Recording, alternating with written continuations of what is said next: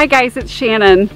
It's such a joy to be here with you and to be with Heidi, joining along in her Perfectly Imperfect series. That's something that's so close to my heart. A strong theme throughout my life.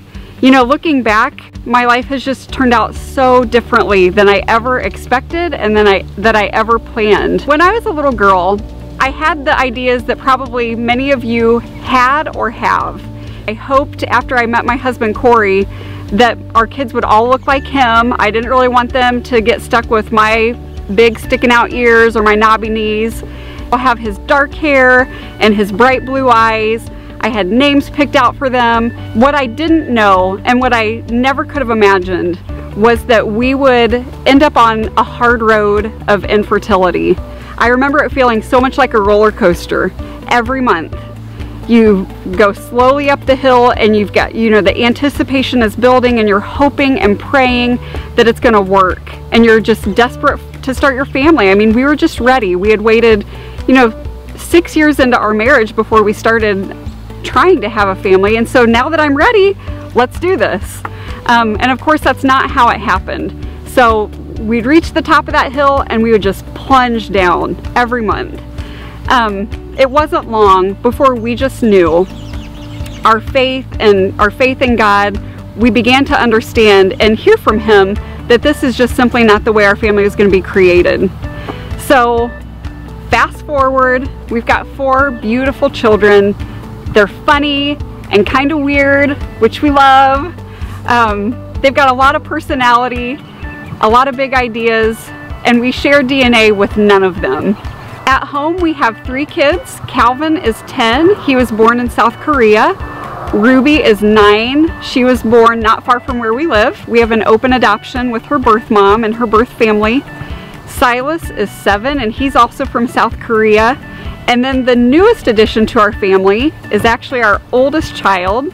His name is Robert, and he's 21 years old. He's not living in our home anymore. He's out on his own. And our path to each of our children was so different and so unique. And we just see God's fingerprints all over our family and the ways that He brought us together. He sort of came in and shattered my idea of what the perfect family should be and what it should look like. And I'm so thankful for that. I'm so thankful that He rescued me from my big ideas, and He rescued me from what I always wanted and gave me the family that I was made to have. This hasn't been a journey that's been without pain, and it hasn't been a journey that's been without struggle. There have been days on this road that it's been really hard. My husband and I have had the opportunity to walk into the pain that our children experience over the loss that they've shared in losing their birth families and losing that connection there. And that's a real thing. And I never would have known that. But now these are my kids. I'm their mom. I'm their mommy.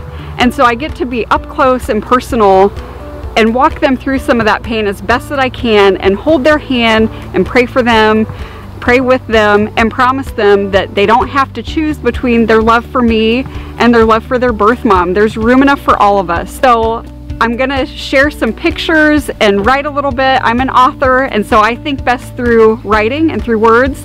I'm gonna share a little bit more about our story. We are a family that is perfectly imperfect. We struggle together, we fight. Our house is messy right now, messier than you can even imagine, but we love each other. And a love that is strong and is real is never perfect. It's perfectly imperfect. It's so good to meet you, and I can't wait to share a little bit more.